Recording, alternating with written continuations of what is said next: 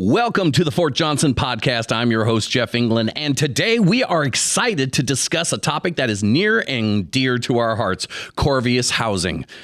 For those who may not be familiar with CORVIAS, they are engaged with a passion for solving infrastructure problems, but their impact goes beyond just providing housing. It's about creating better communities for all of us to live in, work in.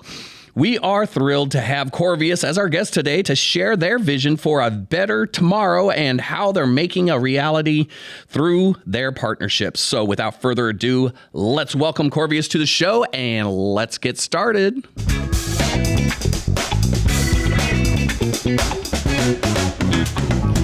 Good morning, good afternoon, good evening, whenever you are watching this podcast. I am Jeff England from the Fort Johnson Public Affairs Office, and we are in our new podcast studio with our new desk and everything that we've got going on.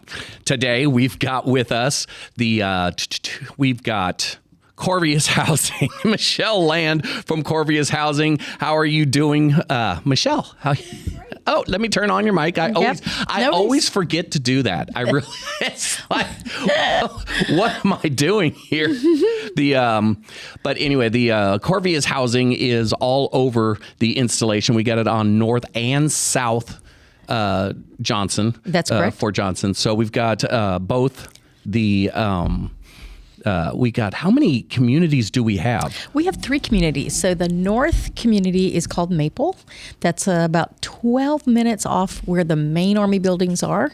And then we have 2 southern communities, Palmetto and Dogwood, on either side of Louisiana Avenue by the main gate. Now that is absolutely, so you've got Dogwood, Palmetto. And why are they all named after trees? You know, that's a great question. I'm not sure. It doesn't make you feel like you want to live here? Oh, I don't know. I kind of like I like the idea. The neighborhood centers is absolutely amazing. I love all the ones that I've seen. They all got remodeled recently, and they're all nice and big. They've all got pools and all kind little reception areas. The arcade, well, not the arcade, but the little theater room, and where people could come in and play their PlayStations and like on decent sized TVs. That's a great amenity. And, in addition to that, there's laundry facilities at the end of each community center, excuse me, as well as a gym that's accessible 24/7. That is absolutely. The gym is very helpful because instead of having to drive all the way over to Wheelock or downtown or something like that, you got that. Plus, is there an age restriction on the... On the gym, so the computer labs, you need to be 14 or older, and for the gym, you need to be 18 or older. 18. Oh, so the gym. So right, exactly. It's the same as Wheelock. So pretty much. Yeah.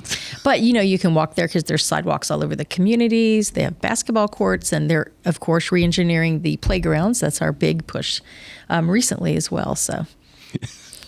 So the CORVIAS housing, I used to call it, it used to be on-base housing,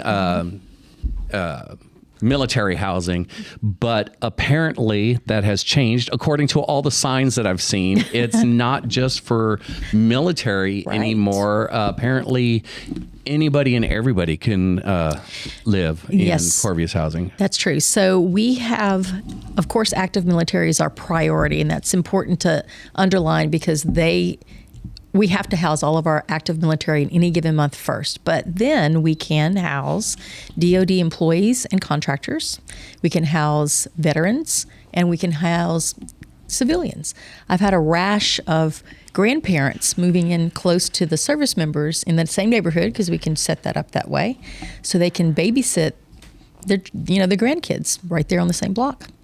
And they're not connected in any other way other than they know somebody that lives here. Yeah, I've noticed that they're not connected in any other way because I've tried to get from one area to another when the roads were blocked. And I end up with nothing but dead-end streets and cul-de-sacs and stuff. Yes, you can't find your way out very easily sometimes. That's true. Yes. But that is a decent prospect to be able to live this close to work. It's not even miles from where most of us work on post. And they got the in addition to affordable rent, it also includes other amenities. It does. So a big draw, to your point, is that it's all inclusive. So all of your utilities, including power, sewer, water, trash, gas, if you have a gas stove, for example, is included, as well as pest control, 24-hour maintenance, lawn care. I love that we have several older folks that live here because they look at it as not assisted living, but somebody that can come in and screw in a light bulb if you need them to. We have that kind of service in the home. So that's another big appeal. You can live independently, these veterans that are aging a little bit. So we have a lot of different kinds of people coming in on to live with us. I like the idea of the whole lawn maintenance and not having to. And, I follow on Facebook the complaints page, or the Fort Polk vents and all that. Right. And I do see some of the problems that you have and others, but I also see how fast and how willing you are to step in and listen to these concerns and make good on the concerns that people have. Absolutely. And each of our communities, we have that neighborhood center that you mentioned before, but we have resident associates, and what they do is address work orders, concerns, whatever those may be, to try to correct those. And that's their full-time job. We want to make sure everybody's happy. Yeah, I like the idea of hey, a light's out, I need someone to change it. Right. When you own your house, you have to do all of this stuff on your own, out of your own pocket. Exactly. And especially like if the air conditioner goes out, that's like $10,000 to replace an air conditioning unit. Absolutely. And that can add up. Yeah, there's some good things that can be done. Sure. Not to mention, the gas alone, saving gas to go to work. Right. Well, and the money in getting an apartment off post, the deposits, the utility deposits are ridiculous. And of course, who knows what your utility bill is going to be this month? It's not a standard bill. This way, everything's covered under one piece. So a lot of peace of mind comes with that. It's very, very convenient. And we've got the now it's open to the veterans and the contractors and DOD civilians. Correct. So it's not just, I know several people that live in Corvias and they're like right down the street. So if any emergencies happen, another thing that a lot of people don't even realize is that during an emergency or a hurricane or a weather disaster where power has been knocked out to the whole area, Fort Johnson is one of the first to get their electricity back. True. And they're building up the infrastructure on here. So we've got the cable services and internet services. Those are a little higher in quality than just right off the post and all that stuff. And I can speak from experience on that one. Me too. Yeah, there's a lot of pluses, of course, to living here. The money savings does add up. And then the time, you mentioned the gate, coming into the gate every day in that line, you're living, you're working on post, why not live on post? Absolutely. It is. It's nice. And not having to drive, I know people that live out in Alexandria and it's like, what? Why would you want to drive an hour? It's crazy. And that's an hour without traffic. Right. So it's you have to be a devout masochist to want to do that kind of journeying. That's really what that is. It's not a drive anymore. I like the idea of some other places to go out to eat sometimes, but sure. I don't want to drive an hour every morning and every night. It's like as soon as you get off, it's like, oh no, I want off. I live in DeRidder and it's a 30-minute drive each way. And even that, gets to you after a while. It does. Sure. It really does. Yep. And so you said, well, what I do want to ask are some of the more difficult questions, like the rent, the amount of rent, because when I was in active duty, it was, if you lived in base housing, you got no BAH. That was strictly for people paying rent off post. So it doesn't matter, and then the housing that you were put in was according to your rank, and I don't know if that's how it's done anymore. But a lot of people are sitting there going like, well, they take my rent or they take the money that I have for rent and I'm paying more money for the same house as someone else that doesn't pay as much. It's like, no, if you're not getting BAH, it's not that they're taking it. It's that you're not getting it.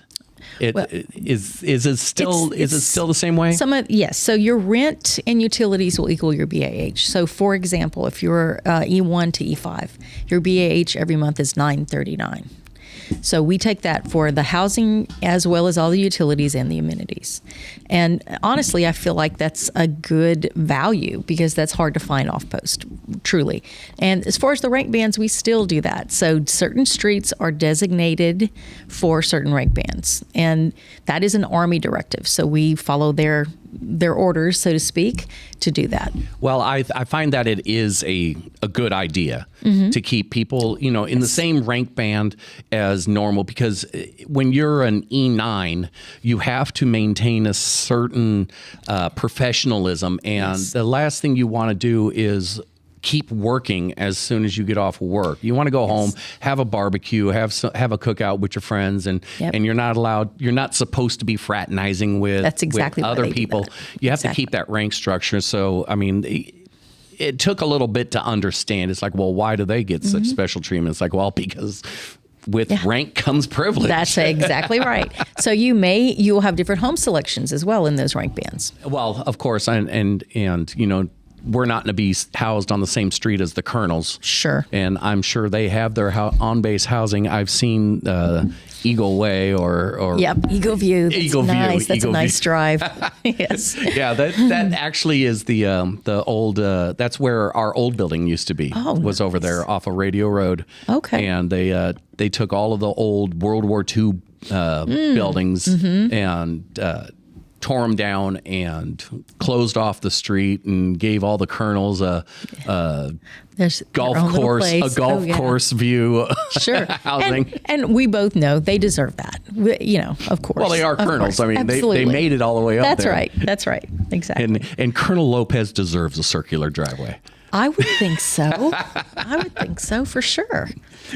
I will say this too. CORVIAS does have to reinvest that BAH, a certain percentage of that, into new construction too. So we do have to ensure that we are updating our homes. There's certain streets that they're going to go through and redo the entire interior and exterior. So that's ongoing. So there's been a certain amount of money put forth to renovate and build new ones, but you can't just tear down the old houses.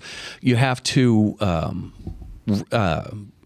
certain money goes to certain styles, different pots of money. Exactly. So you've got some that I've seen that were torn down and just left as grass. And then others have been remodeled, which have taken a lot of money to remodel. And it's like, why not just tear it down and build up a new one? Sure. But I've been in those new remodels and they're really nice. They've got beautiful vinyl plank flooring and Nest thermostats. And all of our homes have Nest thermostats now. So we do that to help manage humidity. We're in Louisiana, bugs and humidity.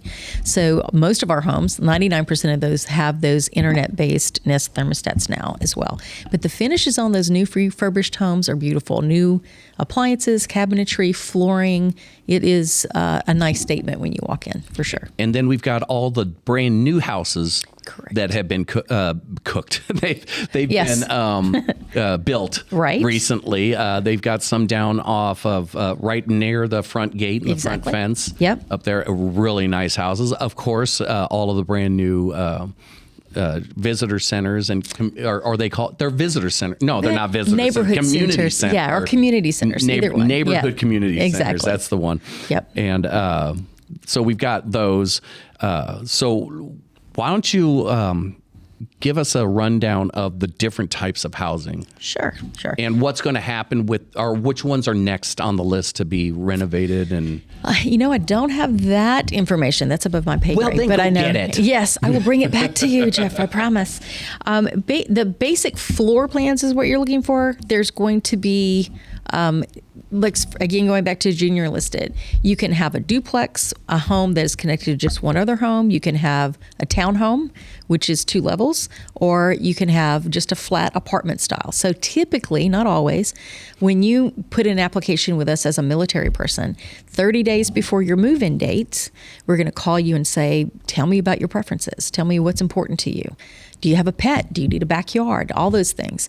And then taking a look at our available inventory matched with your move-in date, we're going to reserve a home for you, let you have the floor plans, the address, description, even video walkthrough so that you're comfortable in accepting that.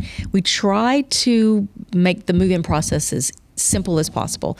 And you have one person assigned to you that's going to walk you through the entire thing. Now, is there a waiting list to get base housing?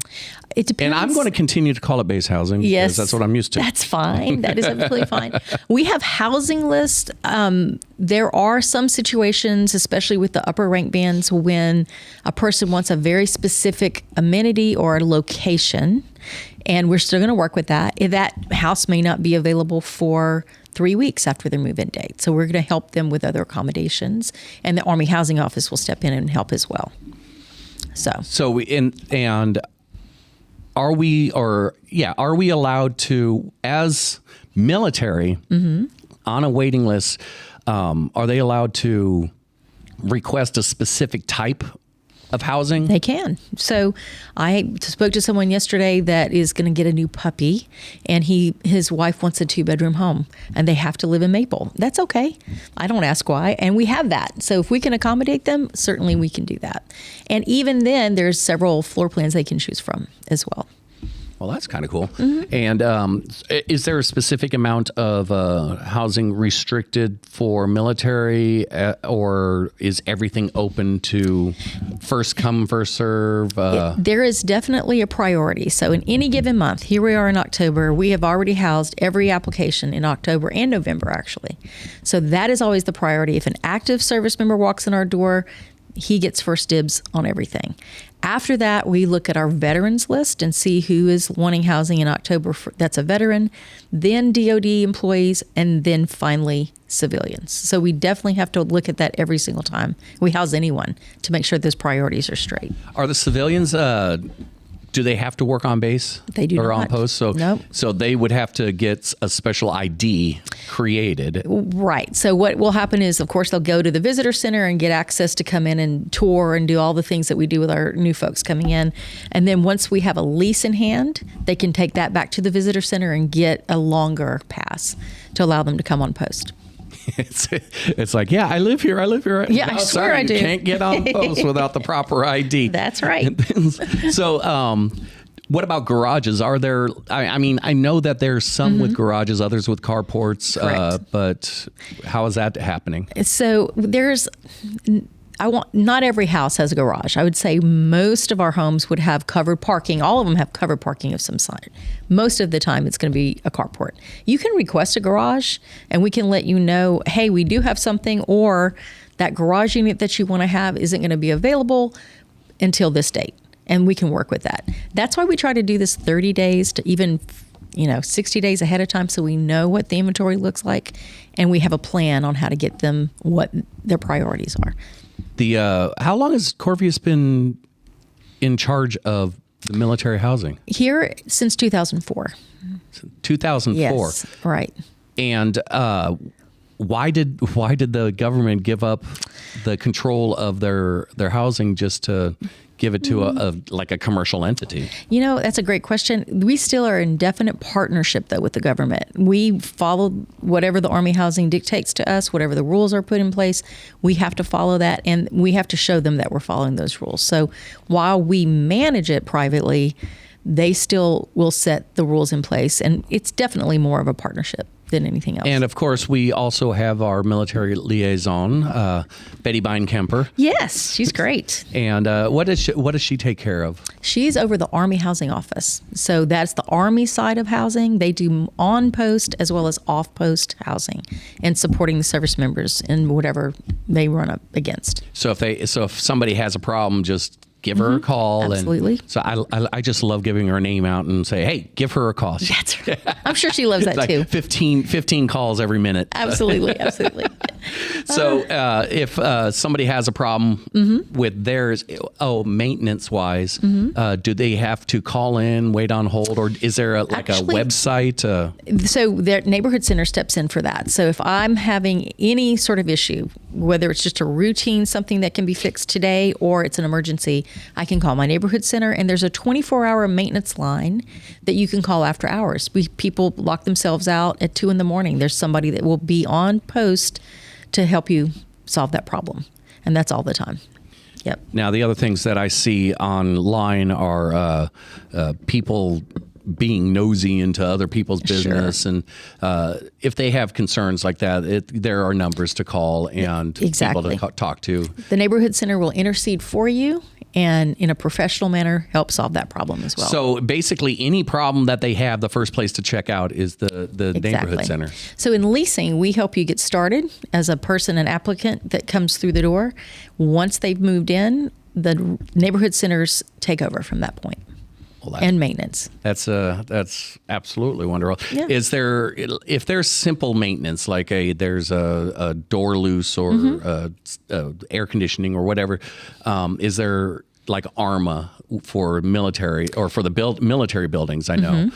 Is there like a website where you could just real quick go in and put it on there? We have an app. We have an app called the Resident Portal, and it's available in every app store. You can go in, put your own work order in. You can call the center. There's a QR code you can snap a picture of, and when you move in, we give you all that information, how to put a work order in, but also when we're going to pick up your trash and when we're going to mow your lawn and who to call for whatever the issue could be. Now, I've also seen that certain people, the ones with the pets, basically, don't get their yard mowed because there are certain requirements that and it's like, well, I've seen people that are claiming that it's like, well, no, it was clean. There was nothing back there, but they still said it anyway. If they have complaints like that, once again, the neighborhood center? Yes, absolutely, always. So the folks that mow the grass is a vendor. And so they've been given instructions. If you see anything in the grass, don't mow it. There are some people that don't want us to mow their grass. Know that we don't have to, but most people do. Yes, you could call your neighborhood center. They will solve all. They will do it all. Yes. They solve all everything. Problems. That's right. So what's the application process? I mean, the rent, of course, the rent for active duty is not, it's not existent because it's, you either get BAH and find your own place or you don't get BAH and you live here. When they have utilities, if it hits a certain point on the utilities, if it goes over a certain point, are they responsible? They are not. So that structure is no longer in place. I mean, honestly, that could come back in place. At this point in time, there are no utility overages that they have to come out of pocket for. So the application process for military is a simple website, and that is www.johnson.corvias.pm, like propertymanagement.com, or you could call our leasing office at 337-537-5060.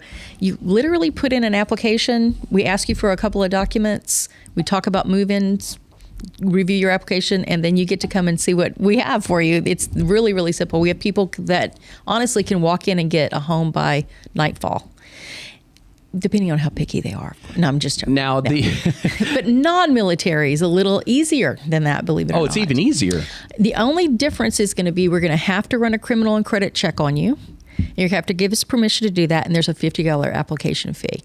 And then I'm going to sit down with you, because I primarily deal with non-military, and say, let's go take a look at a couple of homes. We're going to narrow down our hundreds of floor plans down to 2 or 3, see what's open. You can go take a look that day. Interesting. Yes. So you have 100 floor plans. It feels that way. I would imagine, seriously, though, because every time there's a slight change in a floor plan, In Maple, for example, we have our 2 main floor plans for townhomes in 2 bedrooms. They're labeled differently, but it's just that one of the bedrooms in a different position. So anytime any sort of difference it's got to be labeled differently. Oh, wow. Yeah. Okay, so that's kind of like the housing or the house that I grew up in is they call them track housing. And you've got like 4 models or 3 models, and then there's a whole neighborhood just built of those variations of those same models. And mine and my best friend's house were the same exact model except mirror image. Right. That's what we have as well. So the front door's on the left, the front door's on the right, or the garage, and it's like, okay, I get it. And it's like you put them side by side, they look like they're in a mirror. Yeah, that's exactly what we have here. But, different types of housing as well. Some people want to be on a single level. If I have a lot of veterans that don't want to, navigate the stairs. Yeah, I'm getting old. I don't want to. Well, same. I'm in the same boat. So if you wanted to live here, I would. If you wanted a single level home, then that's what we're going to look at. So we can kind of cater it to your preferences as well. And of course, there's certain houses that are pet friendly. And actually, they're all pet friendly. They're all pet friendly. Yes. Nice. There is a $200 pet deposit.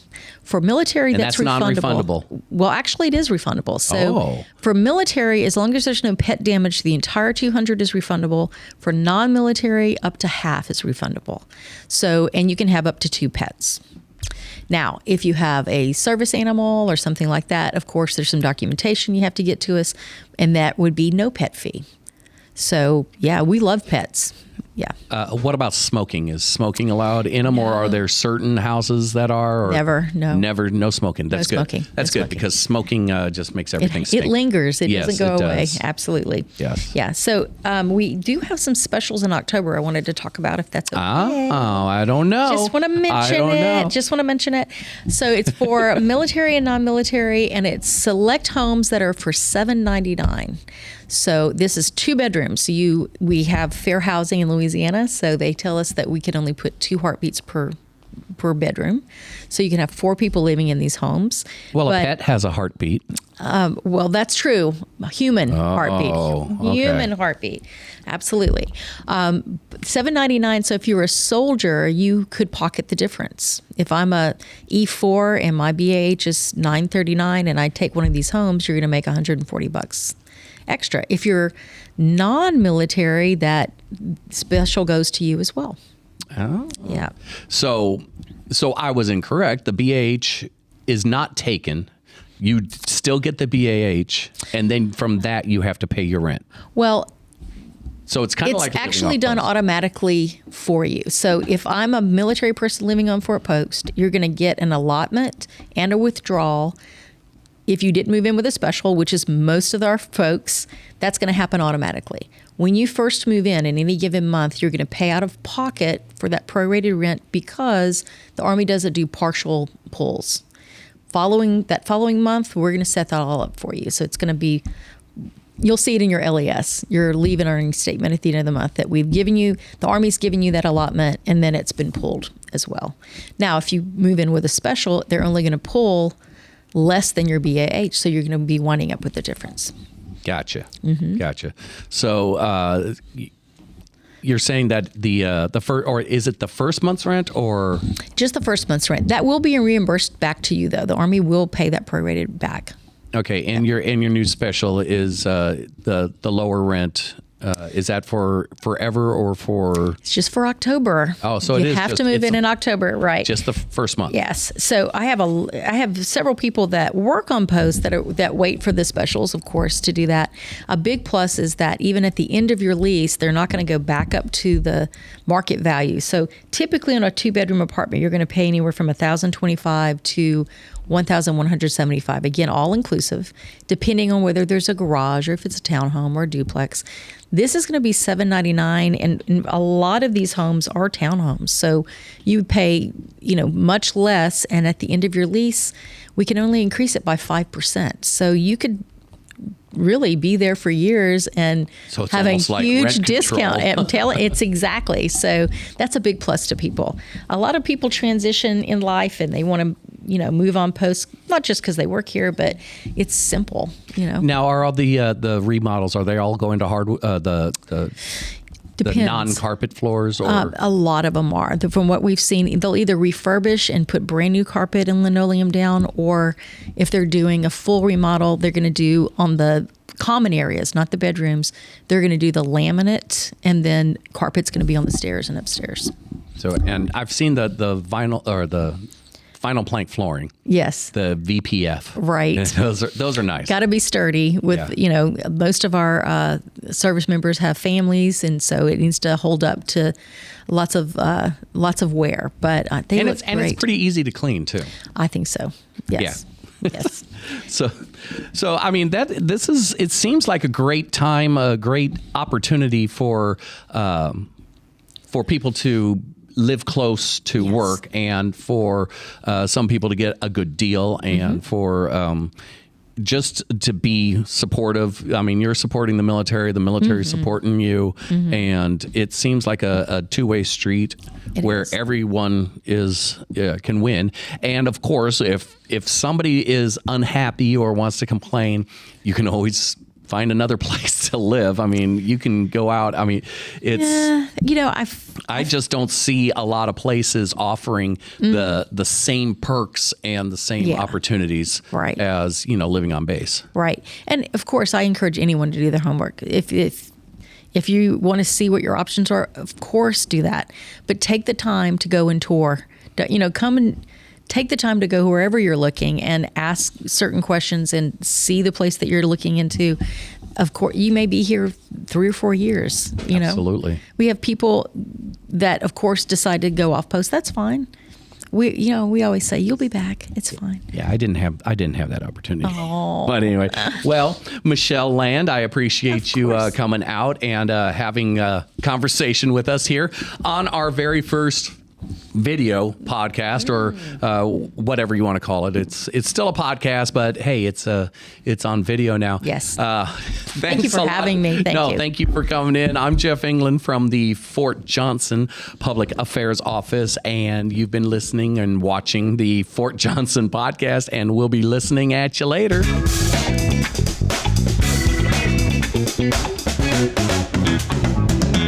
That was easy.